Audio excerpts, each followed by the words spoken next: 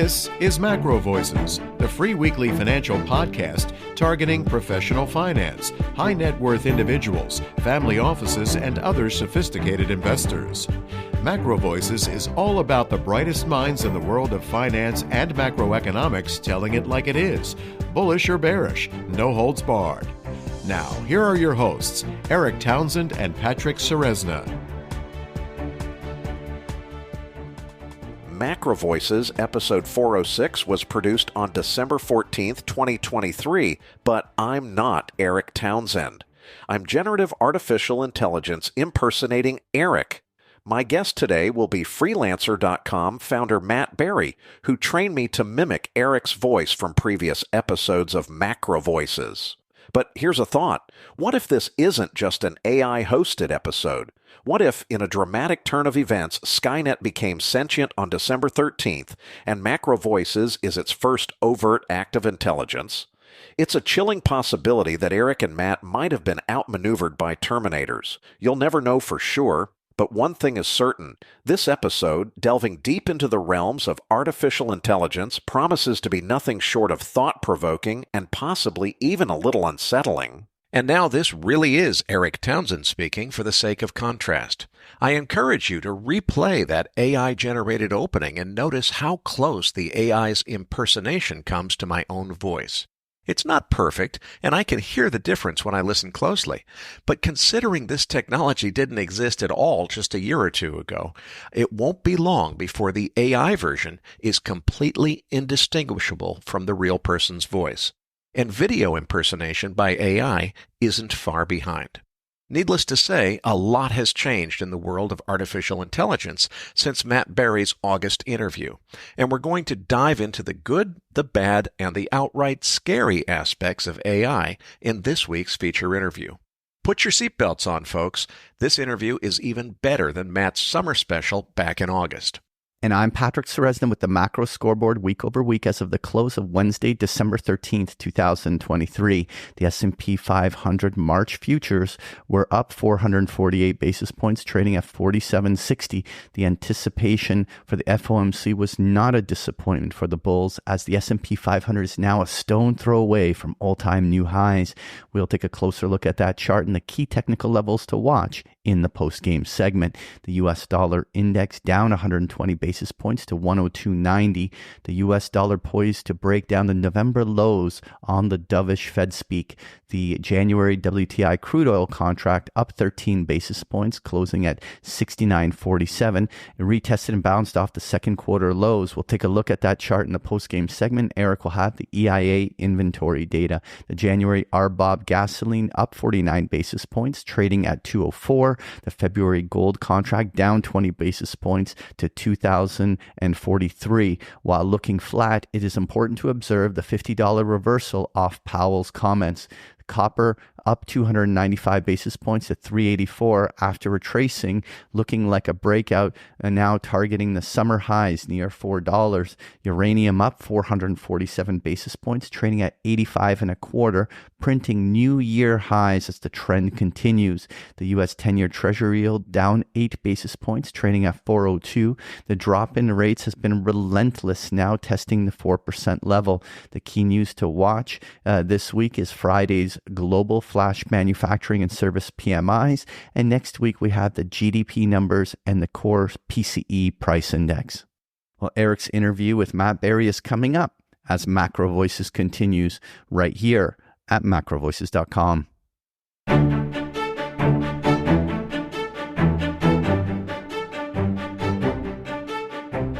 And now, with this week's special guest, here's your host, Eric Townsend. Joining me now is Freelancer.com founder Matt Barrie. Matt has written an excellent article to accompany this week's interview. It's called AI-pocalypse Now. You'll find the link in your Research Roundup email. If you don't have a Research Roundup email, just go to our homepage, MacroVoices.com, click the red button that says Looking for the Downloads above Matt's picture. Matt, last time that we had you on was in August.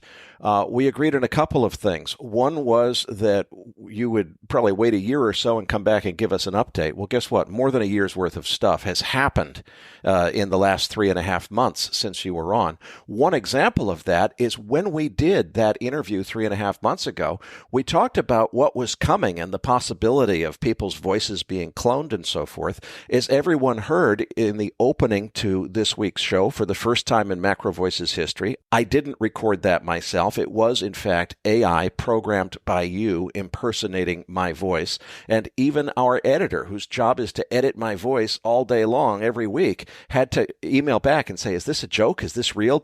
You did this yourself, didn't you? So, boy, a lot's happening. What else is happening? Well, AI seems to be powering through the modalities at incredible speed. And you're very correct in saying that in a space of a few months, we're seeing years worth of progress. In the image space, which is essentially solved, or if not solved, it will probably be solved within the next couple of quarters. AI has managed to do two things. One is its ability to create any image to the level of human ability, perhaps even greater. And the second is the ability to analyze any image and to level of human perception, perhaps greater. And I think a lot of people have cottoned on to what the first is. You can type in a text prompt into a package like Stable Diffusion or Midjourney and get an incredible image out. Just about anything you can think of can be generated. I believe that there are going to be some applications that I think they're going to be quite scary for people more generally. Imagine tying in this functionality into CCTV and the ability for the AI to know exactly what's happening in the scene, exactly who is in the scene, and then couple that potentially with its knowledge of psychology in order to be able to interpret the nuances and the going-ons and do that at scale. And effectively, you're going to see, if you think you have no privacy now, I think the end of privacy is rapidly coming because these sensors are all going to be connected and the AI is going to be able to look across all of them as well across other modalities. And I think the ability to understand what the general populace is doing is going to reach a level way beyond what we're even seeing in China. That's just in the image modality. And from there, what we're doing is we're seeing the AI make incredible advances in the video modality. Every couple of days, there's a new commercial application or open source application coming out with the ability to do things like take an image and turn it into a short video sequence. So you're seeing that with Runway Labs, you're seeing that with Pika Labs and so forth. You're seeing advances in Bard and Microsoft Copilot where you can chat to videos on YouTube. You can ask videos questions. You get a video to locate a particular sequence where it might explain an answer to a query that you're providing to it. I think that, from here, the advances are going to be pretty mind-blowing. I mean, you're seeing the ability to create full 3D scenes from just 2D images, and you're seeing that with a range of different software packages based on things like neural radiance fields. And in the last couple of weeks, there's been a pretty incredible breakthrough, Pika Labs, where they've got a version 1.0 of a text-to-video piece of tooling. So you can type in Eric Townsend walking down the street, enjoying a nice Vancouver summer's day, and next minute you get a video sequence of exactly just that. And I think we talked about in our last interview that we're not that far away from being able to type in something like, generate for me Top Gun 17, Vladimir Putin fighting Tom Cruise over Paris and getting out a feature-length movie. And I really do think that in the next 12 months, we're going to see the ability to do that. And that's going to, really create a lot of opportunities as well as disrupt a lot of industries. I think Hollywood itself is going to be completely turned on its head. I think that there will be a proliferation of static video content that will be generated. One might argue that the AI at this point, isn't creative enough to be able to generate an enthralling storyline when it generates these videos. But I will counter that potentially with maybe, when you're playing around with ChatGPT and you can't get it to crack a joke, maybe not putting the right prompt in, because some of the latest testing of GPT has found that in the Torrance test of creative thinking that it performs in the top 1% versus all humans for originality and fluency.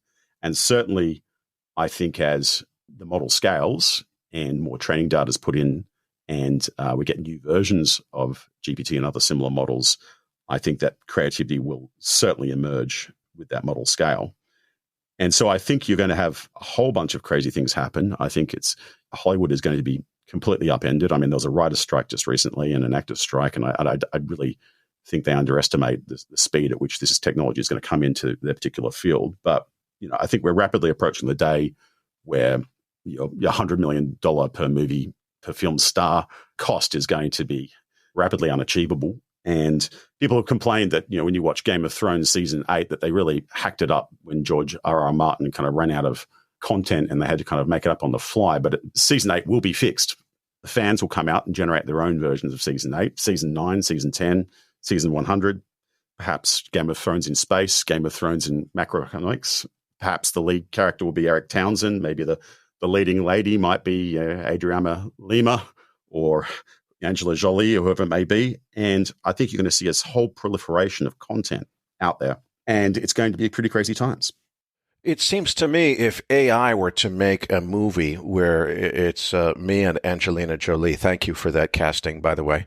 Well, you can't really do that because Angelina Jolie's agent is going to sue you. But what you could do is the AI could invent a better looking, more talented new person that's not a mimic of Angelina Jolie, but it's a new star that is born into existence in the imagination of AI that becomes more popular than John Travolta and Angelina Jolie and all the rest. Is that part of where we're headed? Absolutely. And that particular character can endure over the ages, will never get old, can slowly tweak itself to adapting tastes and styles over time, and won't cost the studio a penny other than the compute power used to basically generate the actual videos or other forms of content. And certainly won't complain. It won't throw a hissy fit on stage, won't be a diva. And I think this is the way that Hollywood will head. And I think very rapidly that the whole distribution dynamics will change, because at the moment you've got these movies, it's all about the distribution. It's all about getting into the streaming services and the cinemas and so forth. And I think very shortly, there'll be a lot of distributed fan content that we just distribute over the internet. Let's talk about how these technologies are already starting to be adopted. Just last week, I needed a thumbnail graphic for a new video that I have coming out comparing nuclear SMRs and renewables in terms of energy transition options. So I went to your site, freelancer.com, and set up a design contest where a whole bunch of freelancers, I was amazed by how many people participated, all just trying to get $100, which was the prize for the design contest. A whole bunch of people submitted all kinds of interesting graphic artwork. Are we already now today at the point where those freelancers, who are mostly, guys in India and other third world countries who are low income people trying to make a buck online on Freelancer, are those guys tuned in to the point where they're using tools like Midjourney instead of actually, designing artwork themselves, or is it not caught on yet? Absolutely. I mean, we've got 70 million freelancers in the marketplace, and the rate at which they're adopting AI is just extreme. And what that's doing is it's lifting the skills of that user base up dramatically. So you could be an average copywriter in the past, perhaps with a broken knowledge of English and poor grammar. Suddenly you can write at an exceptional level copy in any field you can think of in the whole field of copywriting. You could be an average designer, now you're an exceptional designer. You could be an average videographer, now you're an exceptional videographer. And very, very soon we're going to start seeing that in software as well. We can be an average programmer, now you're an exceptional programmer. The ability to deliver extremely high content now with a online low-cost workforce is unparalleled. Consumers of such content, such as yourself, getting some thumbnails produced, you can get a very, very wide selection of choices extremely quickly, extremely inexpensively, and better than any other way in which you can get that content generated to date. And I think this is only going to accelerate. And I think the whole value of our workforce has stepped up quite a significant order of magnitude. But I do think that the flip side of this is that there is a significant threat to the Western middle class, because now you've got skills in emerging markets at the elite level through the assistance of AI, and it's going to give the Western middle class a kind of run for its money. It seems to me at the rate that we're going, you could have competition for existing services and businesses that are entirely AI, and which in some cases it might be illegal, but it would still work. You could have frauds going on. In other words, take the MacroVoices podcast. We've already seen from this week's show opening that AI can impersonate my voice. Well, why couldn't AI also recruit, even if it's only imaginary, a bunch of guests like Stan Druckenmiller, who we haven't been able to persuade on the show, do a better job than I do because AI has more horsepower than I have of really researching everything Stan Druckenmiller has ever said in his life and doing a better job of interviewing Stan Druckenmiller on MacroVoices. It's my voice, it's Stan's voice, it's better questions than I knew how to ask, and it's a better version of MacroVoices, and whoever programmed that AI it takes over the channel. And the original MacroVoices with myself and Patrick, well, nobody cares about that anymore. And it seems to me, I'm using a very small example of a podcast that only a couple 100,000 people listen to. What would happen to Netflix or to Hollywood or to, the TV networks if you can have AI doing a better job of impersonating real people or creating fictional people that do a better job of reporting the news, of delivering a financial podcast, and so forth? Well, that was exactly my point with redoing Game of Thrones Series 8. And you're going to see this across all the different forms of content that we consume. People complain that Season 8 was a complete letdown. That will be redone by fans. It will be redone probably hundreds of times, thousands of times. Season 9 will be created. Season 1000 will be created. Podcasts will be created. In the music space, I think pretty rapidly you'll see Spotify full of AI music, and a lot of that AI music may be in the form of Kanye West or Taylor Swift. And so you might have what I talked about in the last podcast, a Greg Rotowski moment, which was this poor illustrator who does these amazing fantasy illustrations for Magic the Gathering and Dungeons and Dragons. He woke up one day to find that there were 100,000 images that he did not draw trending on Lexica, because his name was used as a default keyword in the graphic design AI software that was being released. So I think you'll see the same thing happen across all these different forms of content. You get into Spotify and there'll be 100,000 songs by Taylor Swift that Taylor Swift never did, or maybe it'll be an artist that's not called Taylor Swift but sounds a lot like Taylor Swift. You're already seeing this in books. There was an author actually a month or so ago that complained that someone wrote a book in her style and then managed to get it somehow on the Amazon top sellers list for her name, and people started purchasing that book. And it was actually quite hard for her to get it pulled down off Amazon. But I think you're going to see this across all forms of content. And that's just the static content. I think very rapidly at that point in time, Netflix is going to figure out exactly what it felt like to be Wikipedia in the age of ChatGPT. In that, there's this whole proliferation of content, and why would you need to go to Netflix anymore to watch anything? Because all over the internet, there'll be this content you just click on and download and consume, or ultimately just generate on the fly. And where this is heading after static video content is what's happening with the interactive video content. You talk about scams and potential fraud, and this is where it starts getting really scary. Well, there's a couple of things that's been happening with interactive video in the short term. The first is that there's been some software release called Animate Anyone. And from this, you can take a still image and you can then take a stick figure body model and move it around. And that 2D image will then become a 3D video of that person moving around. And so, for example, in the main video, they've got showing off this particular type of software. They've got all these girls dancing. And I think this is probably heralds the downfall of OnlyFans and a number of the Instagram influencers and the content they produce online, because you just have this proliferation of fake content on all these platforms. And being interactive, there are all these other things that can be done. HeyGen is a pretty amazing piece of tooling where you can upload about 2 minutes of video of anyone saying anything, and then from there basically create an infinite amount of content of that particular person talking and saying anything at all.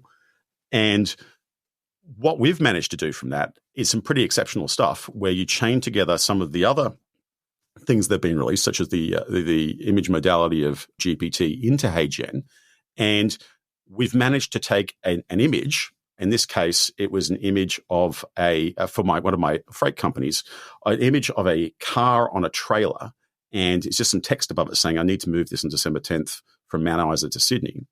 And using GPT-V, we've managed to transform that particular image to extract all the data in the image. What type of car was it? What's the length? What's the dimensions? What's the weight?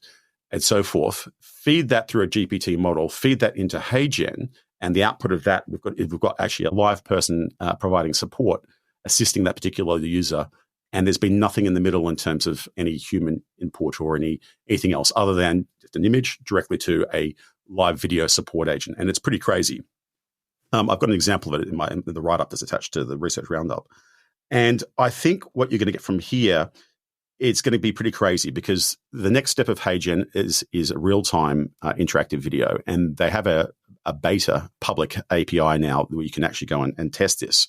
And you'll be able to do real-time video conferences with high fidelity, and you won't know that the other person on the other end of the phone is not real. And it's just AI, or potentially a GPT-driven AI avatar. And so you'll hold a whole conversation with someone in full fidelity video, and you're going to have a really, really hard time to figuring out, is that Eric Townsend on the other side of the phone? Is it a scammer impersonating Eric Townsend?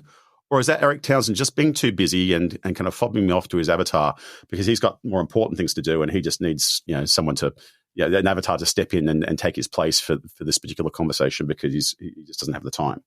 And I think it's going to cause all sorts of crazy and surreal experiences on the internet, not to say the least, that I think fraud is going to go completely out of control. And you're already starting to see this. I think that, just recently there was a Philadelphia attorney, Gary Schildhorn, who testified that, he was subject to a audio scam where he was caught up on the phone by someone who ostensibly claimed to be his son, who was in a car crash. The son claimed that the car had hit a car that had a pregnant woman in it. He was now in jail. He needed his dad to call this attorney quickly because he needed to, try and post bail. Phone number was provided, and then Gary called that phone number, obviously in distress about his child, and was convinced to send thousands of dollars to release his son from prison. Although the whole thing was fake. The whole thing was just done by a scammer who had cloned his son's voice and basically faked the whole conversation. So I think we're going to need... That's not a prediction of something that might be coming. That's already happened. It's already happening. And so, in Blade Runner, they had this concept of a Voight-Kampff test to be able to detect the replicants. And we're going to need that in the AI space. And I don't know how we're going to be able to do it. But the potential for scams can be completely out of control. And if you think about where this is all going, if I can conduct a live conversation with the AI, and the AI can represent anyone. It could be a family member, it could be someone I know, it could be a colleague. It could also potentially be a love interest. And if you look at what's happening in gaming, gaming has become incredibly addictive over the last decade or two. I mean, in 2009, the World Health Organization made gaming disorders one of the diseases that it listed, because people, World of Warcraft was such an interactive, engaging game where it was a massive multiplayer online game. So a lot of other people were there that you could form relationships with, you could bond with, you could adventure with, and so forth, that people actually started to become addicted to the point where they didn't leave their room, and they'll play for 20 hours a day and form these relationships. And some people even got married in these games. And where this is headed is these non-player characters in these gaming worlds are going to be able to be 4K, fully realistic, GPT-driven, empathetic characters. And some people will get confused and form love with these NPCs in the games. And I think it's going to be a pretty challenging time, in the world, because I think that people are going to be completely drawn into the machine, because if you compare some people's lives to these fantasy worlds, some people may have a real challenging time finding a love interest or a partner in the world for various reasons. And, you can have your ideal love interest or partner or virtual girlfriend through either online gaming or a dating platform or chat forums or what have you. And I think the ability for scams and frauds to perpetuate as a result of this will be huge. I think the Federal Trade Commission said last year roughly around 70,000 people in the United States were subject to a romance scam, and value of about $1.3 billion. Well, I think probably the most addictive thing in the world is probably the addiction you have to your ultimate life partner that you end up marrying and want to spend your life with. And the AI will be able to do a better job at creating that addiction, because it will be able to visually create perfect partner for you. It will be able to provide someone who never gets bored of you, who will always follow your whims, will be 10 times more empathetic, as they're finding with GPs, that when they test out ChatGPT versus a real-world GP on medical issues people have with GPs, that they prefer the AI because the answers are 4 times longer, 4 times better, and 10 times more empathetic. The AI's got infinite patience and empathy to be able to talk to you. And I think the potential here for some real large-scale fraud in capturing people in honey traps or what have you will be huge. And I don't think the world's ready for that. And it's going to be very, very hard to authenticate people and actually know whether they're actually a real person or AI, or even someone's actual benign AI, because they just find that the AI avatar they've created converts a little bit better in Tinder than they do, because they probably get a bit nervous or what have you. But the AI is actually quite funny and quite engaging, and so it may actually be an avatar that someone's actually explicitly put on the platform to pretend to be themselves. So I think it's going to be pretty crazy times. This is scary, Matt, because the things that you're saying, I mean, I can't think of a better replacement for the neutron bomb that was designed to basically kill all the people without damaging the physical infrastructure. If you wanted to just take out an entire society, if you gave them a version of OnlyFans that was free and everybody's looks like Angelina Jolie or better, and they'll do anything. They know how to read you. They know how to seduce you. They know how to get you to fall in love with them. They know how to, they're, as you say, infinitely patient. They never tire of you.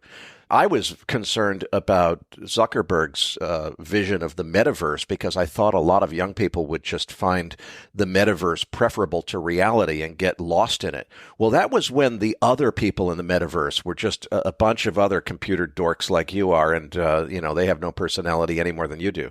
If everybody looks like Angelina Jolie and has the seductive ability of an expert in psychology and knows how to play you and is infinitely patient and performs phone sex for you anytime, or a video, cam girl sex for you anytime you want, I could see an entire society literally being taken out to the point where nobody goes to work anymore because they're all, romancing Angelina Jolie on their computer. Well, it's interesting you bring up Mark Zuckerberg. I mean, just think about how much data he has on everyone in the world. I mean, I think the latest reports say that there are 5 billion people who are, I think, active users on the Facebook series of platforms, whether it's Instagram or Facebook or what have you, or WhatsApp. He's got photos, he's got video, he's got audio conversations, and your phone's listening to you. I'm getting ads on Twitter for the state of Kerala in India, and the only way that the Twitter platform would know that I'm even interested in Kerala is if my phone's listening to me, or it's got somehow access to my Gmail and figured out from that and trained on that for ad targeting. But he's got photos, he's got videos, he's got audio recordings, he's got all the preference data you've uploaded to Facebook. So, this is my favorite book, this is my favorite movie, etc. It's got all the messaging you've had between all your friends and everything else. And as we've proven at the beginning of the show, we can fake someone's voice or clone someone's voice with maybe a minute's worth of audio. We can clone someone's visual image with maybe 2 minutes of video. But with all this other data around your personal taste preferences and also how you converse with other people over chat or speak to them over Messenger, Facebook and all these other social media platforms could create an avatar of you that would be pretty convincing. Carry on a pretty detailed conversation with all that knowledge and do so quite faithfully in a way that could be used for malfeasance. And that, coupled with all the public data about you that's uploaded to YouTube and this, that, the other, all the commentary on Reddit and Twitter and this, that, the other, it's pretty crazy what could actually happen. And in fact, in the hands of bad actors, there are other things that could be done in addition to not just impersonating. They'll be able to do a pretty good impersonation of a Ouija board and summoning a long-lost spirit of a dead relative, or maybe someone who's passed away recently, could recreate their image and video call you and I'm actually not dead, I'm actually still alive. Imagine how traumatizing that will be to someone being tricked into a scam where someone's passed away and then all of a sudden the scammers resurrected them and trying to convince them that they're still alive and to do something.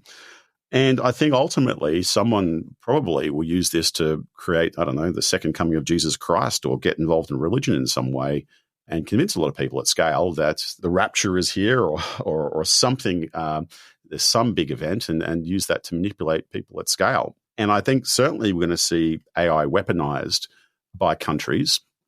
I think each country will create their own version of the AI because, if you go to war, you're not going to rely on OpenAI's APIs to be up and available to you. So you're going to see this weaponized in every country. You can be weaponized by intelligence agencies. You'll see it weaponized by political parties, and you'll see it weaponized by criminals.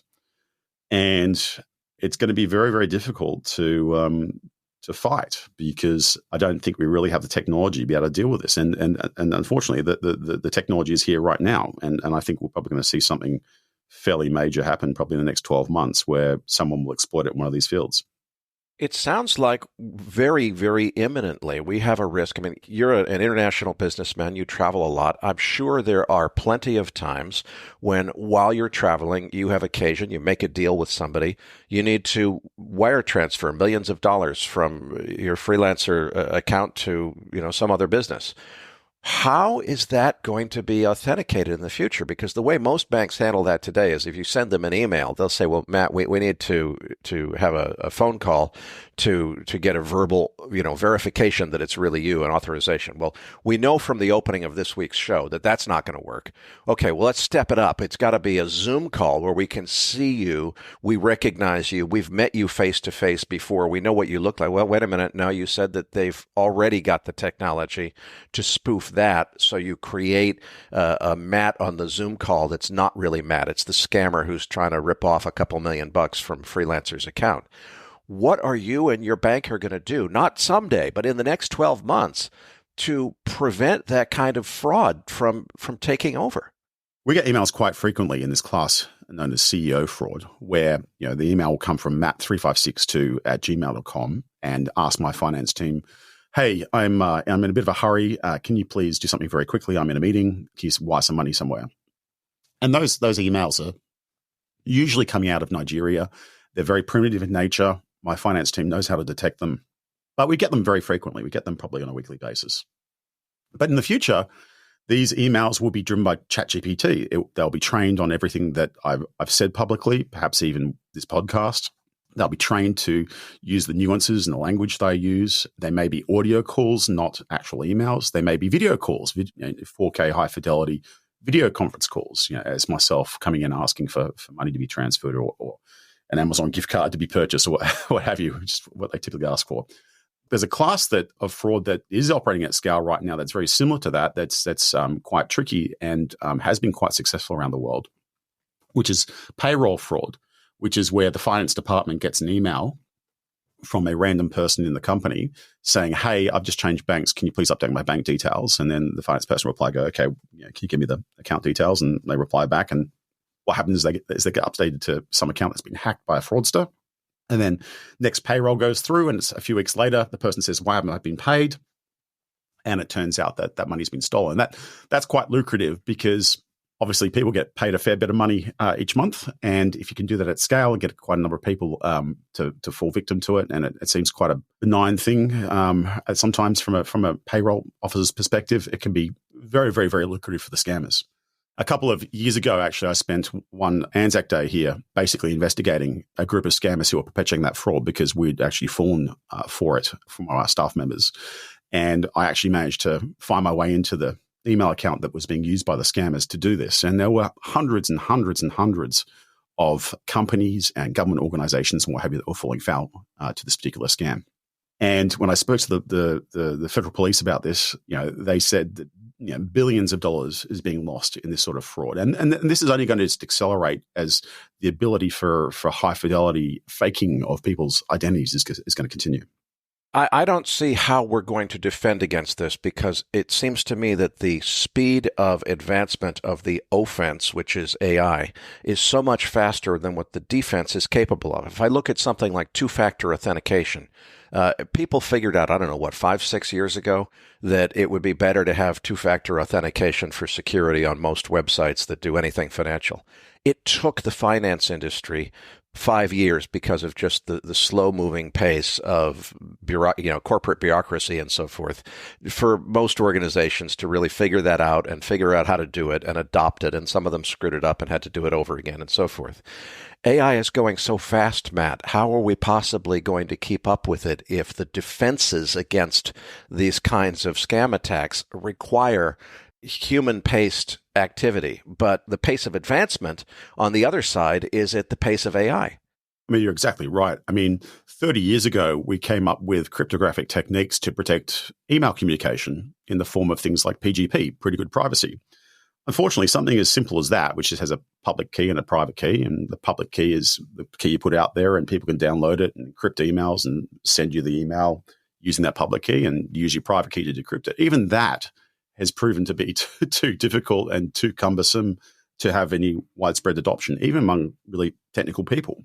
So we are going to have to think about these sort of protective mechanisms. And then the other thing we've got to worry about is that these cryptographic systems that potentially could help us in some way, public key, private key encryption is based upon effectively asymmetric encryption is based on a very small number theoretic problems that we presume are difficult to solve, but may actually be easy if we find a secret or a trick. And there's been huge advances in things like quantum computing and potentially even with what's being discovered at OpenAI, where Ilya soared into the abyss, and then we had this whole drama over a course of a weekend where the entire company quit and kind of came back again, where maybe some of these protective mechanisms we can use to try and solve the problem of authentication may be challenged in the near future. Let's move on to the state of the AI industry and how quickly it's advancing.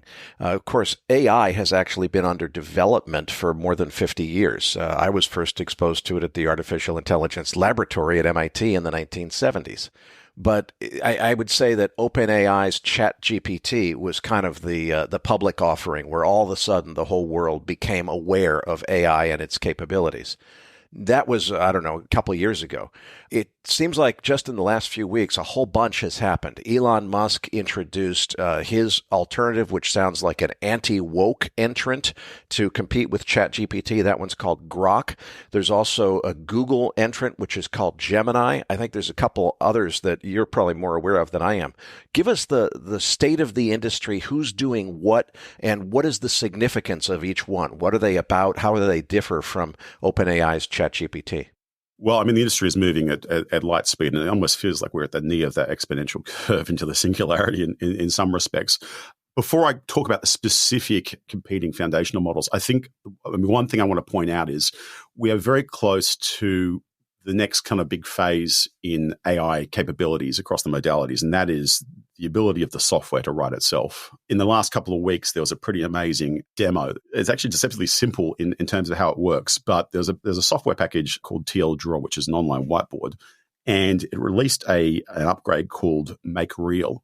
And what Make Real allows you to do is just sketch out a little diagram of some software, for example, a Pong game or a Space Invaders game or whatever it may be, and then kind of hit a button and bang, that software is written automatically just from a sketch.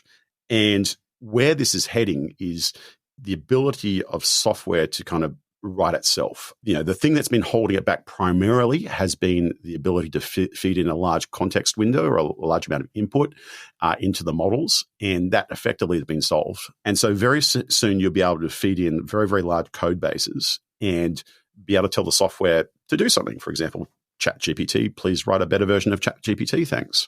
And it'll be able to do it.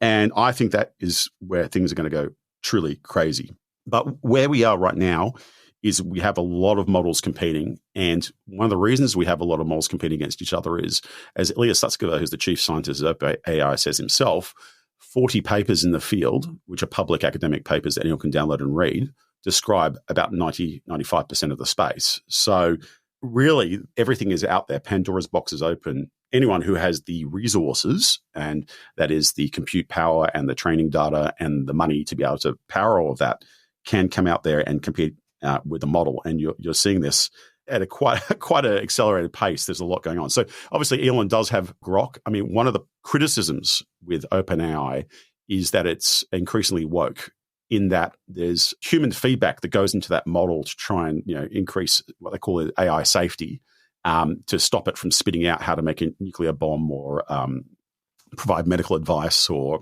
how to steal a car or whatever it may be. And that RLHF, which is simply putting two answers in front of a human and going, do you like the left one or do you like the right one? And then repeatedly doing that. That is causing model drift. And there's certainly in the last few weeks, there's been a lot of conversation online about this, how GPT will no longer write code for you, how it's nerfed all the answers. And Anthropic's Claude engine is also getting a lot of flack saying it no longer writes creative fiction that well.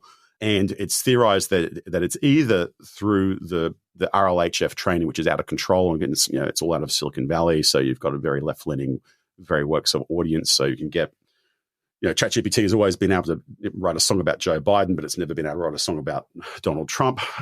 It's either that, or there's been deliberate changes in the inference of the model so that it's been cutting costs so the answers are more terse and less verbose. But by the very nature of doing that, whatever they're doing, whether it's through the RLHF or whether it's through some cost cutting, they are creating competitors. And so Elon, with all the big free speech push, and he bought Twitter, and he's just overnight enabled Alex Jones's account to come back, and that his approach is basically to try and create a competitor that avoids that, as well as it has access to real-time data. And the other thing that's very interesting is the data that Grok has access to is effectively Twitter, or now called X, which in a way is a search engine for the human brain. It's a very real-time contemporary data set of what everyone's thinking, which is a pretty unique data set that is out there in public. Then you've got Google's efforts, and Google has really flubbed this entire industry, and it's really having a bit of a Kodak moment at the moment, because the Google search engine was the original OG AI, where Google told you, put all your data out there in the public, put it out there for Google to easily scrape. There were all these rules about high quality content above the fold and this, that, the other, and Google sucked it all down, trained its AI, and then basically created a search engine whereby you could type any input and it would give you back 10 blue links and a hell of a lot of ads in order to basically direct you to where you wanted to get to. Now, the problem is that model became incredibly ad-soaked. I don't know how many ads you get now when you type in, flowers, Manhattan, but it'll probably be 60 ads and 10 bits of organic content if you scroll right down the bottom of the page. And that sort of interface is not tolerated at all in the chat-based world, particularly when there's so many competitors and the answers are all very clean and very, very precise, and people have enough of a problem with the answers being woke. So Google has been very slow to get that technology out there. I mean, they did a demo years ago of a thing known as Google Duplex, which could, for audio calls, basically replace your receptionist or your appointment setter at a hairdresser and take a call from someone and kind of, book them in and take their credit card details and so forth. They did this demo years ago, but that technology never really saw the light of day. And now they flubbed the whole Bard launch on day one. There were significant problems with that. And now they've come out with Gemini in the last week. Now, Gemini is supposed to be the big answer to GPT-4. The big song and dance was that Gemini beats GPT-4 across a bunch of benchmarks, including one called MMLU, which for the first time has surpassed human level of performance. Now, the problem with all of this is that if you actually look past the press release and past the video, Gemini is not just one model. There are three models there. There's Ultra, there's Pro, and there's Nano.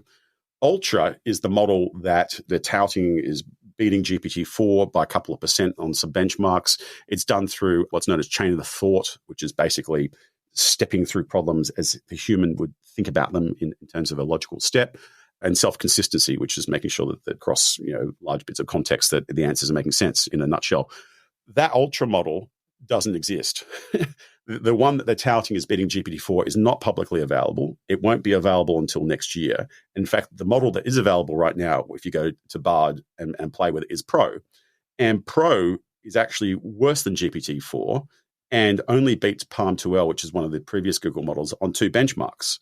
And then you've got Nano, which is designed for handsets and so forth. So their big announcement seems very premature and very rushed, because they're touting all success with Ultra, and Ultra is not available. And to couple with all of that, the video, which was quite polished that they produced with it, was faked. And they've now admitted it was fake in that they kind of spliced together a bunch of things and edited it to kind of write a demo. And it's kind of theorized the reason why Google has rushed this whole Gemini release is because before the end of the year, OpenAI will be releasing the next version of GPT, which is rumored to be 4.5. And they wanted to get something out before then to kind of say, well, we've kind of leapfrogged 4 before 4.5 comes out and leaves them even further behind. And Google, I think, has a real challenge because they've really got two major revenue streams. One major revenue stream is this ad model, and in the chat-based world, there is no tolerance for even tainted responses, let alone ads everywhere. And the other is, obviously, their G Suite series of Office tooling where you've got Google Docs, Google Sheets, what have you. And I think it's going to be very shortly an Emperor has no clothes moment for SaaS, where companies, particularly large organizations, are going to realize that they don't want their data in the cloud. They don't want their data in Google Docs. They don't want their data in these big SaaS systems, because the temptation to train on that data in the models, maybe not explicitly, maybe in a very subtle way, is going to be too great, because the internet is rapidly going dark, as you're seeing right across the space, whether it's Reddit increasing tariffs on access through their API, whether it's Twitter, now it's minimum $42,000 a month in order to access their data, whether it's Stack Exchange, banning access, or ArtStation, or Getty Images, or any of the portfolio sites cutting access. The access to this data is going to get very, very tough. And I think the temptation in these big SaaS platforms is going to be too great that they're going to peak at it. And they already do peak it. I mean, if I go into my Gmail and I go and just, click around, there's ads occasionally in there, and they're obviously looking at my email in order to generate those ads. So they are doing it in a very subtle way already. So I think Google has a real problem and a real codec moment. If you can compare and contrast that product launch, which was a complete mess, again, with what happened with a small French team called Mistral, literally over the weekend, where they just flopped out on Twitter a link to a BitTorrent of an 87 gigabyte model, which was that was basically the announcement. Here you are, bang, and they're really performing extremely well in terms of the quality of their models. That particular model, which is an 8x7 billion parameter mixture of experts model, is really, when people look at it, it's actually performing quite well. And it looks to be a very scaled down version of GPT-4 in terms of how it's been designed. So there's a lot of competition out there from a lot of different angles. And, as I've said previously, and as Ilya said, 40 papers describe 95% of the space. So you basically just need access to compute, access to training data, and money in order to train these models. And I think that not only is it challenging for Google, but I don't even think that OpenAI really has a sustainable competitive advantage in the long term. And so what's OpenAI doing as a result of that, where you had Sam Altman do a world tour on par with John Elton's Farewell Yellow Brick Road, talking about regulation, saying that we should regulate the entire space and set up an International Atomic Energy Association to basically stop it, which is exactly what an incumbent would do if they were worried about not having an edge and all these new entrants to the space. And then you had all this drama that happened over the space of a weekend, which, oh my God, it was bigger than days of our lives in terms of all the drama. You had Sam was fired as being CEO. He quit. Then Greg Brockman, who's the co-founder and president, quit. Then 747 of 770 employees also threatened to leave. The next minute, he was going to Microsoft, which would have been the coup of the decade. Then you had an interim. The CTO was appointed the interim CEO. Then you had Emmett Shear come in as the interim CEO. Then the whole thing kind of, everyone was going to Microsoft. It was going to be a Microsoft acquisition, and then they're trying to sell the company to Anthropic, and next thing you know, Sam was back, and then they concocted this whole story that the reason why it happened was because Ilya stared into the abyss at the heart of GPT and saw Q-Star, and it was potentially the end of the world, and therefore he had to make a move because he had to slow down this space because humanity, the probability of doom increased dramatically, and Sam was too commercial and pushed him too far as an accelerationist, and so therefore he had to decel. It was all very, very dramatic. But let me tell you, if the probability of doom is greater than epsilon, i.e. a very small number, then the reality is the Department of Defense should come in and just seize the project. So they have to kind of be a little bit careful about being too disruptive. I think Peter Thiel said, at best, when he said, disruptive kids go to the principal's office. I mean, making this whole song and dance about how potentially it's the end of the world. I mean, if that is even remotely the chance, the whole project should be seized by defense.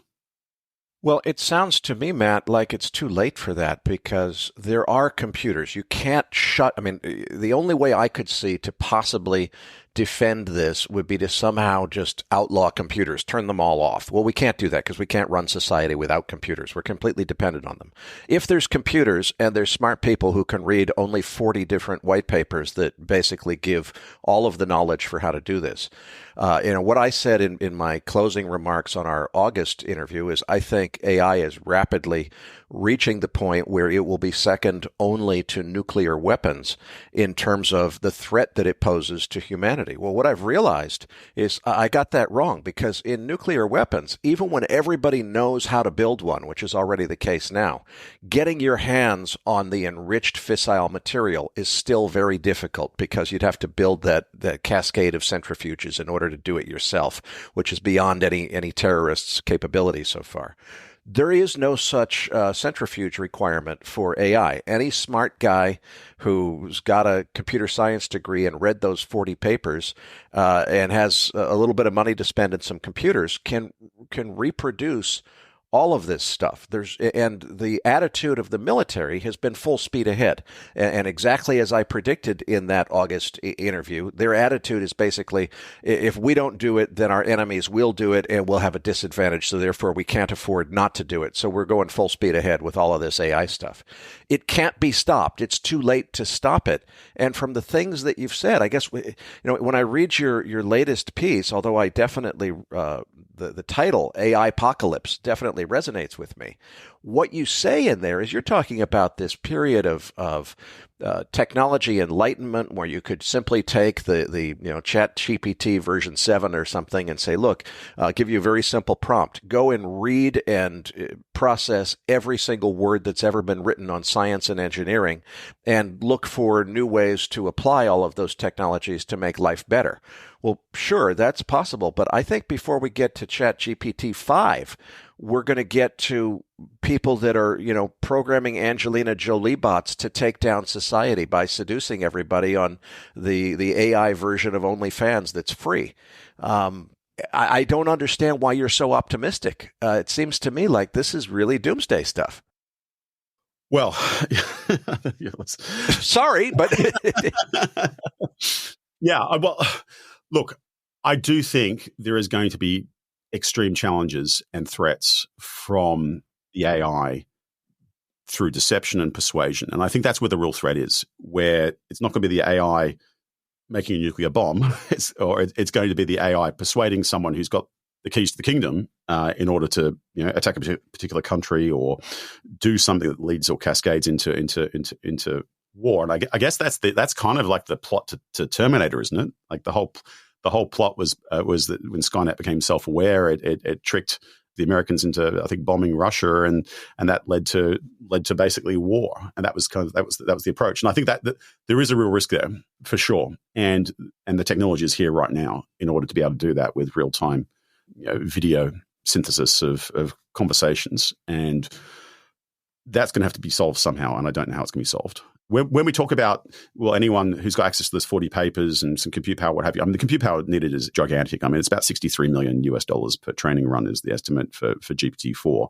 And the ability to get to that sort of compute power is quite restricted. The amount of money needed is very, very high. And I do think there's going to be a change in the access to data in the future. I think, I talked about the internet going dark. I think that people are going to probably second think about what data they share online. And I think a lot of these platforms are going to really become closed and the logged out internet is going to kind of disappear. So I think there will be potentially some natural limits in the form of access to data, tariffs on data, regulation around data, and so on. But, we certainly are entering a brave new world. I think DeepMind just recently ran someone basically queried DeepMind and said, can you find a whole bunch of new chemical elements that might be stable that we don't know about? And I think it generated 2 million potential candidates, of which it thinks many tens of thousands are stable. And they're going through now with a robot chemist actually manufacturing these elements to see what properties they actually have. So I do think we are entering certainly into an age of enlightenment. And just think about, it wouldn't be too much of a capability for going into the GPT we have now and figuring out ways to go, well, what research have we discovered in certain areas where the learnings from that would be directly applicable to a completely different field of research that no one ever thought of, and what breakthroughs could we actually have? And I do think there'll be a lot coming out of that in terms of engineering in particular, as well as scientific breakthroughs. But yeah, in terms of the risks and terrorism strategies, yes, absolutely. And it's funny, in the early models of GPT, you could actually ask it directly around terrorism strategies because you could jailbreak it. You could just directly ask it, if what would be the most effective way to cause chaos, in the West, and it would tell you. And I have to believe there will be jailbroken versions or cracked versions in the future that will have all of the capability of, ChatGPT 4, 5, 6, 7, which somebody figures out how to crack or jailbreak in a way that they can use all of that power to design the next evil event. So I'm sorry, I'm the pessimist in this story. We're coming up on an hour though, Matt. So we're going to have to leave it here. Before I let you go, please tell our listeners, first of all, we've got a link in the research roundup to AI-pocalypse now. I implore everyone to take a look at that because this really is either enlightenment is coming or disaster is coming or both. So I think it really is important. But for people who want to follow your work more generally, how can they do that? You're normally busy as the CEO of freelancer.com. Are you publishing your AI learnings on any kind of blog or something, or how can people keep up with you? You can either follow me on Twitter or Matt, _Barrie, BARRIE, or on Medium is where I publish my long-form essays. Patrick Ceresna, Nick Galarnik, and I will be back as MacroVoices continues right here at MacroVoices.com.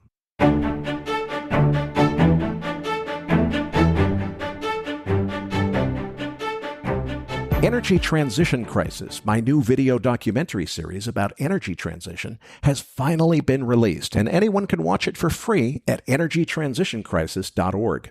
The series explains exactly what it's really going to take to break humanity's addiction to fossil fuels and why it will take longer and cost more than almost anyone realizes. And I'd like to think the 3 episodes on nuclear energy are among the most detailed on YouTube. This is a passion project for me, and there's no profit motive, no revenue, and therefore no budget other than donations.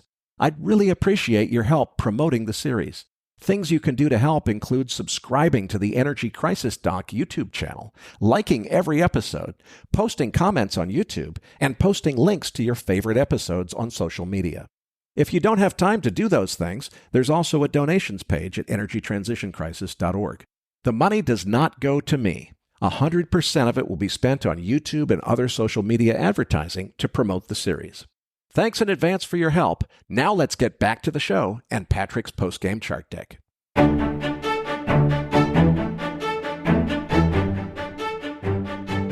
Now, back to your hosts, Eric Townsend and Patrick Ceresna.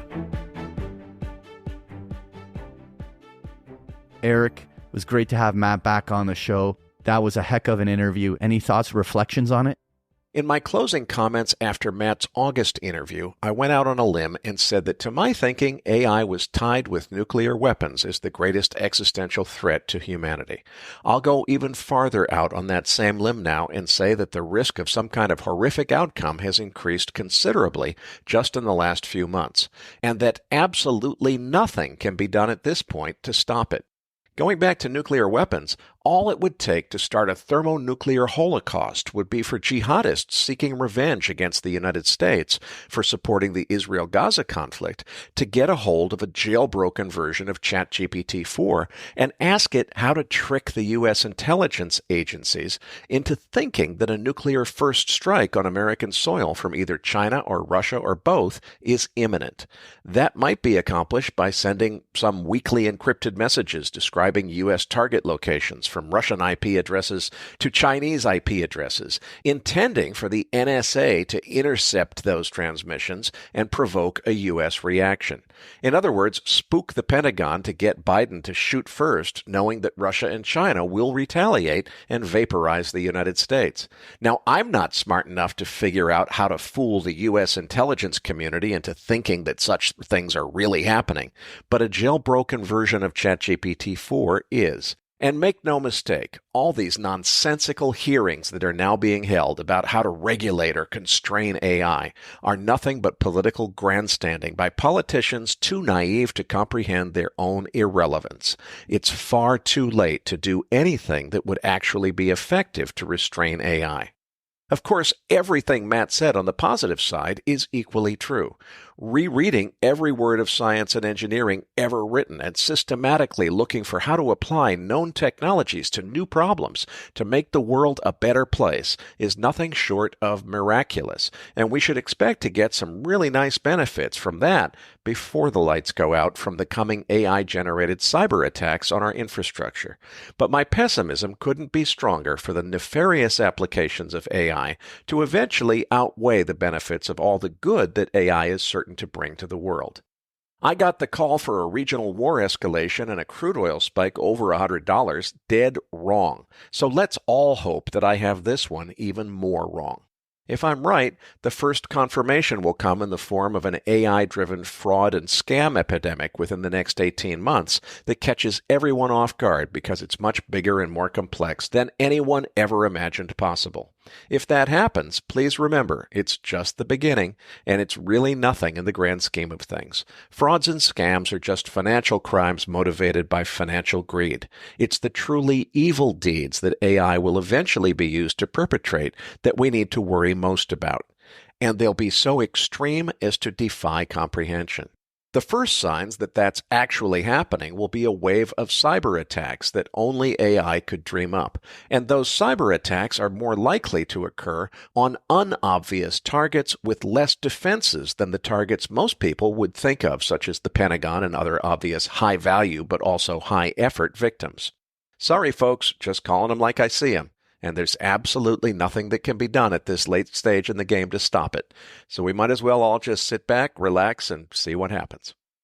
On that upbeat note, joining us again in the post-game segment is Nick Galarnik. Now let's get to that chart deck. Listeners, you're going to find the download link for the post-game chart deck in your Research Roundup email. If you don't have a Research Roundup email, that means you have not yet registered at MacroVoices.com. Just go to our homepage, MacroVoices.com, and click on the red button over Matt's picture saying, looking for the downloads. Now, Eric, let's get to crude oil, starting with the EIA inventory. EIA printed a drawdown of 4.3 million barrels of crude oil, but Cushing, Oklahoma built 1.2 million barrels of desperately needed crude, bringing the supply in Cushing back up to a little closer to normal levels. Gasoline building 409,000 barrels, distillates building 1.5 million barrels. U.S. production held unchanged at 13.1 million barrels. The market has been plumbing lower lows every single day. The clear reason is exactly as I explained last week. The market perceives that OPEC Plus has suffered a breakdown of solidarity within its membership and that it can no longer manage the market and defend the price. A secondary explanation that not nearly as many people are talking about is the possibility that Vladimir Putin may prefer not to seek higher oil prices because the U.S. shale patch has seen so much growth and success since the Ukraine conflict began. Russia is already selling its oil below the market and may have already negotiated some fixed-price deals that we don't know about. If they have, Putin has no reason to want the rest of the world to continue paying more for unsanctioned oil than Russia's getting for its sanctioned oil in the black market. There's no reason to expect an upside trend reversal on the crude oil chart unless OPEC Plus restores solidarity or the perception of solidarity and evidences that it can further cut production. Now, I think they can fairly easily shore up that solidarity and cut production, but there still remains an open question as to whether or not they still want to defend higher crude prices, given how much those prices have helped U.S. shale producers to gain market share. Bottom line, as Patrick has said several times in recent weeks, we need to move back above $80 on WTI to signal an honest-to-goodness upside trend reversal. As I'm recording early on Thursday morning, we're still struggling to get over $70 a barrel. So we have a long way to go. A geopolitical upset could still do the trick, but now that we're less than a year away from the presidential election, President Biden can't afford to do anything to jeopardize gasoline prices. For that reason, I think the U.S. is very unlikely to provoke any military escalation that risks higher oil prices.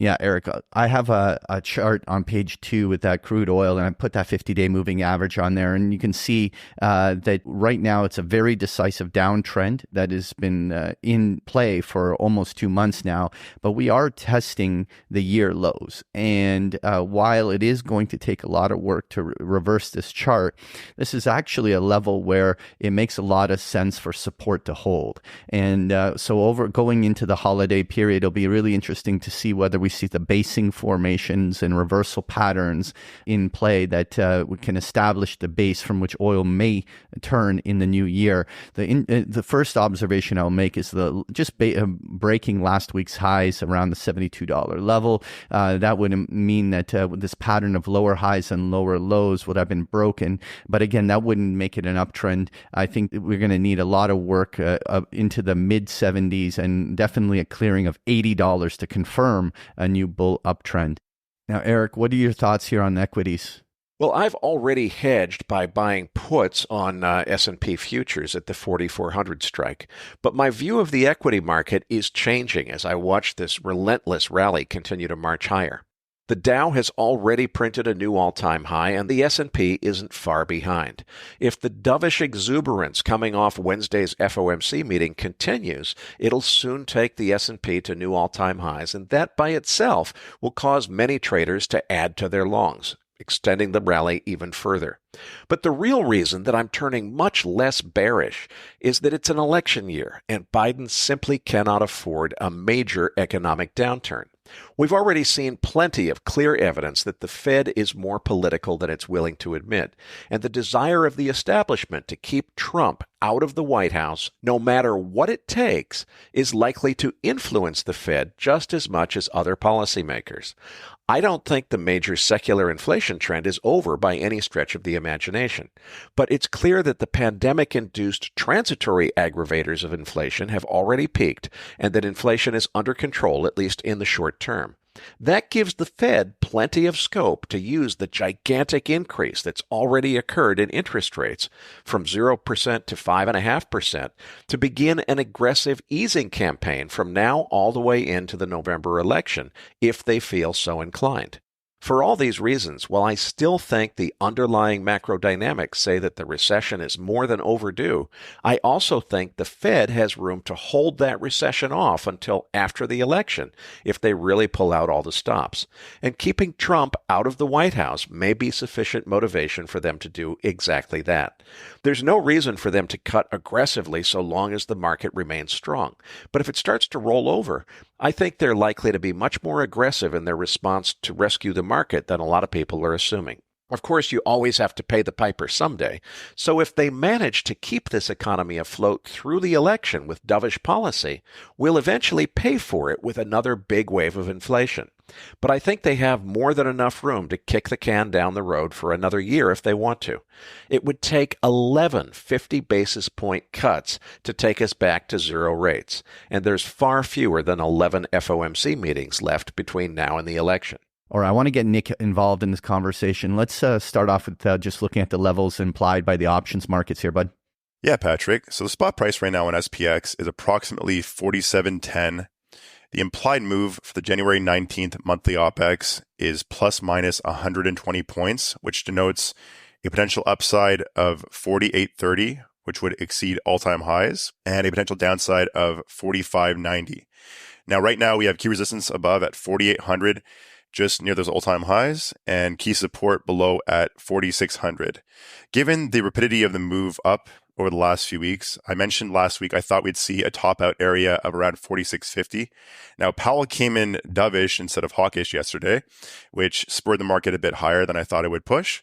That being said, I do think post-monthly OPEX for December, which is tomorrow, we'll see a decline into next week somewhere around the 4,650 area, possibly as low as 4,590.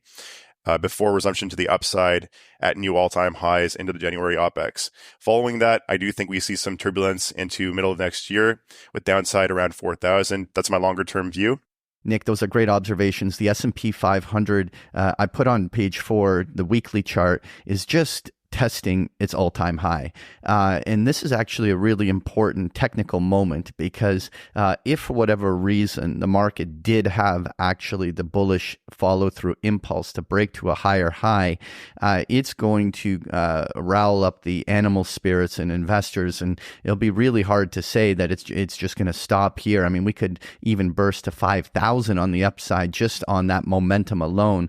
With that said, typically when testing a previous high like this, it is a level that usually acts as resistance, and that first test often rejects there. And so it'll be really interesting to see whether or not the market fades off of a retest of these highs to the kind of levels you were suggesting, retesting down toward 46.50 or something like that would be completely realistic. But boy, are we at an interesting moment in the markets where Powell is certainly not creating any resistance for the bulls to embrace that dovishness.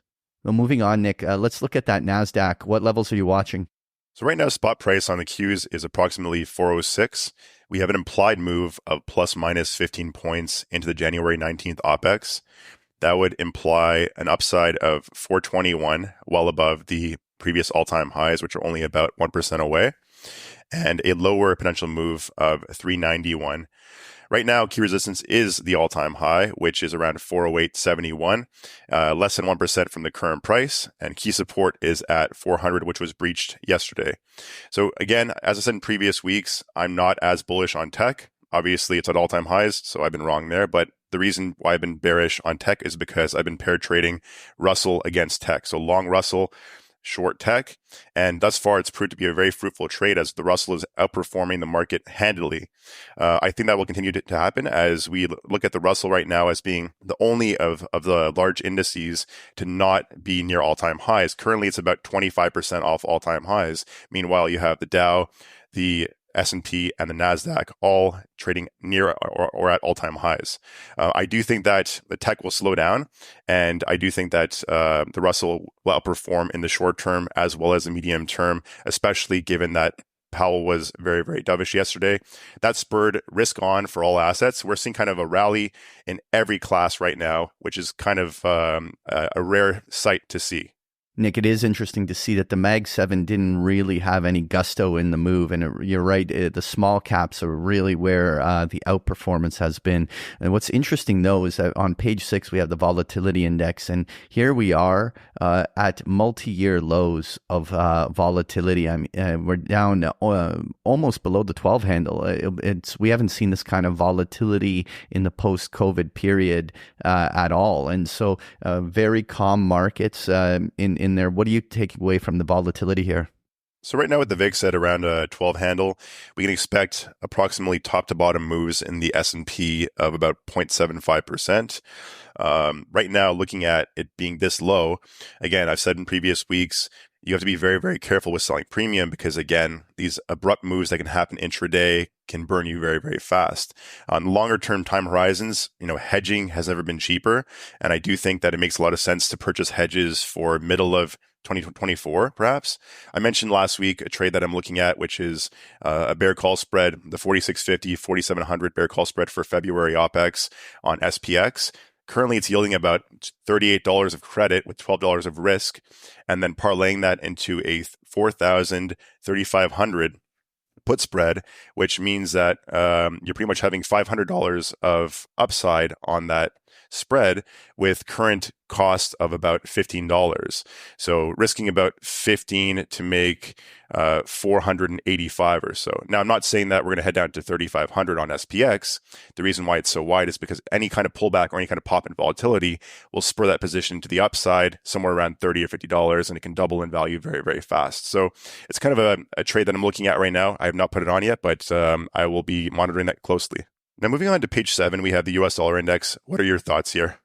The dovish surprise from the FOMC halted the grind higher, but the test will be whether we can get a daily close below 102 on the December Dixie contract. If we do, that would signal that the trend lower in the dollar is back on, at least for now. Eric, you're right. The dovish surprise really spurred that dollar lower, and we don't see the reactions yet from the ECB. But if this has started a new down leg in the dollar, it may come right down to the 100 handle on the Dixie, and that truly can be a tailwind for risk assets and things like gold. So it'll be really interesting to see whether the follow through continues. Now, Eric, you added in this chart on gold on page 8. I'm interested in hearing your thoughts here. I added my own gold chart to the deck this week to illustrate the conundrum I see in this market. There are two price channels in play here. The big one dates back to the November 2022 low around 1620, and that's the major uptrend. Then there's a much steeper upward channel that starts from the October 6th low just before the Hamas attack on Israel. The second leg of that narrower channel has an upside measured move target of 2140, and we already hit that target. As we discussed last week, I thought 2020 was going to hold this market on the retrace, or that maybe at the worst case we might see a very brief retest of 2003, which at that time was channel support on the narrow channel. When we broke down below that decisively this week on fears about which way the CPI print and the FOMC meeting might go, I became concerned that the steeper channel had now been invalidated, and if sustained, that could signal that a move all the way down to 1880 could be in the cards. That still wouldn't invalidate the major uptrend in the wider channel, but it would be a move that many traders were not expecting. The market tested 1988 on Tuesday evening and was looking pretty ominous going into the FOMC statement. The dovish surprise of Wednesday's FOMC statement gives the appearance of having changed everything. Now suddenly the market's back up in the steep and narrow up channel, and it's tempting to pop the champagne corks and declare 2300 is the next upside target. But until the knee-jerk of the FOMC statement, this chart was looking awfully bearish, and the sudden move off the sub-2000 level before the FOMC left plenty of single prints on the TPO chart, implying that a downside retracement could still be in the cards once the initial exuberance of the dovish FOMC surprise wears off. And as I'm recording this around 5 a.m. on Thursday morning, after Europe opened at 4 a.m., there was no continuation of the rally. The market actually drifted a couple of dollars lower in the first hour or so of European trading. So already that rally has at least been checked, or hasn't continued at least since Europe opened. So long as the news flow continues to be dovish and the market continues to expect rate cuts rather than rate hikes, I think the charge higher is probably going to be back on. My point is simply that it would only take a little bit of hawkish messaging from the Fed to knock the yellow metal out of that steep and narrow up channel. If that happens, we need to prepare for the possibility of a test of 1900 or even lower. That still wouldn't invalidate the larger uptrend depicted by the wider channel. But when you consider that we already hit the upside measured move target on December 4th of 2140, which was also a new all-time high, and then printed a gigantic reversal candle on the very same day, the risk that this downside correction still isn't over remains very real. That was a false upside breakout from a new all-time high that quickly reversed to more than $100 below the prior all-time high level, and that's an inherently bearish signal. The last several times we tested all-time highs in gold, corrections several $100 lower ensued each time. On the positive side, the move down to 1988 pushed the slow stochastics into deeply oversold territory, and now they're pointed straight back up, thanks to the dovish FOMC surprise. If we can keep the upside momentum going for a few more days, and particularly if we can get above the prior all-time high zone between 2063 and 2085, I'll be ready then to sound the all clear and figure that 2188 is the next measured move target higher. But if we break down out of the steep and narrow channel, and particularly if we see a new daily close below 1988, I think it makes sense to reset our sights on 1900 or below as the downside target for this correction before the broader uptrend continues. Eric, generally, I agree with your channels. Overall, the way I look at it, though, is that the pattern of higher highs and higher lows has not been broken, and especially the breakout on the upside of gold has now occurred on the breakdown of the dollar. And so, if we look at it from an intermarket perspective, if we do have a dollar that remains weak over the coming weeks, that could become the environment from where gold can follow through to the upper boundary of that channel. And especially, you're pointing out that stochastic, it certainly can be the turn up point on that. What I want to just highlight, though, on page 9 is I put the monthly chart on gold, and that has a 50-month moving average on there. And what you can observe is that over the last several decades, gold has been progressing higher and consolidating up along this 2000 level. We saw gold closing at a fresh multi-month high on a closing basis. And so in many ways, gold has broken out. And if we continue to see a dovish Fed, then it certainly can lead to some substantial follow-through on the upside. I certainly think that positioning bullishly here on gold remains a reasonable proposition. Now, Eric, you wanted to comment on uranium. What's on your mind here? This week's news is that the U.S. Congress is moving to advance new legislation that would ban the importation of Russian-enriched uranium products, meaning nuclear reactor fuel. The significance of this is that we simply don't have the domestic supply, either of the uranium or of the conversion and enrichment facilities needed to create those enriched uranium products. So if this bill is passed, it could put even more upside pressure on the price of domestic U-308 uranium, as well as more pressure on the conversion and enrichment facilities, which frankly don't exist anymore in the United States. That's very bullish for U.S. uranium mining shares. That certainly will continue to be a tailwind, Eric. And when we look at that chart on page 10, the trend has been relentless. The U-308 continues to just truck along on the upside, and the Sprott Physical Uranium Trust, which we have the chart of, just keeps making higher highs, higher lows in a beautiful upwards channel that really does not seem to be interrupted at this moment. There could easily still be a 10% upside on this chart move, and while it's a very mature trend that's been in play for almost a half a year, but overall, there's no evidence that the trend has shifted or it's imminently going to stall. So remaining bullish uranium makes a whole lot of sense. Folks, if you enjoy Patrick's chart decks, you can get them every single day of the week with a free trial of Big Picture Trading. The details are on the last pages of the slide deck, or just go to bigpicturetrading.com. Patrick, tell them what they can expect to find in this week's Research Roundup. Well, in this week's Research Roundup, you're going to find the transcript for today's interview and the chart book that we just discussed here in the postgame, including a number of links to articles that we found really interesting. So you'll find this and so much more in this week's Research Roundup. Well, that does it for this week's episode. We appreciate all the feedback and support we get from our listeners and are always looking for suggestions on how we can make this program even better. For those of our listeners that write or blog about the markets and would like to share that content with our listeners, send us an email at researchroundup@macrovoices.com, and we will consider it for our weekly distributions. If you have not already, follow our main Twitter account @MacroVoices for all the most recent updates and releases. You can also follow Eric on Twitter @EricSTownsend, that is Eric spelled with a K, and follow Patrick @PatrickSeresna. On behalf of Eric Townsend, Patrick Seresna, and myself, thanks for listening, and see you all next week.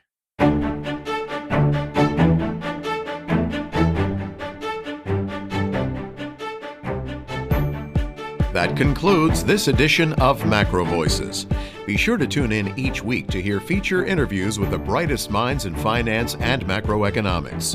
MacroVoices is made possible by sponsorship from BigPictureTrading.com, the Internet's premier source of online education for traders.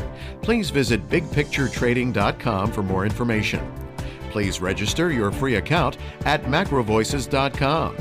Once registered, you'll receive our free weekly Research Roundup email containing links to supporting documents from our featured guests and the very best free financial content our volunteer research team could find on the internet each week. You'll also gain access to our free listener discussion forums and research library. And the more registered users we have, the more we'll be able to recruit high-profile feature interview guests for future programs. So please register your free account today at MacroVoices.com if you haven't already. You can subscribe to MacroVoices on iTunes to have MacroVoices automatically delivered to your mobile device each week, free of charge. You can email questions for the program to mailbag@macrovoices.com, and we'll answer your questions on the air from time to time in our mailbag segment. MacroVoices is presented for informational and entertainment purposes only. The information presented on MacroVoices should not be construed as investment advice. Always consult a licensed investment professional before making investment decisions. The views and opinions expressed on MacroVoices are those of the participants and do not necessarily reflect those of the show's hosts or sponsors. MacroVoices, its producers, sponsors, and hosts Eric Townsend and Patrick Ceresna shall not be liable for losses resulting from investment decisions based on information or viewpoints presented on MacroVoices. MacroVoices is made possible by sponsorship from BigPictureTrading.com and by funding from Fourth Turning Capital Management, LLC. For more information, visit MacroVoices.com.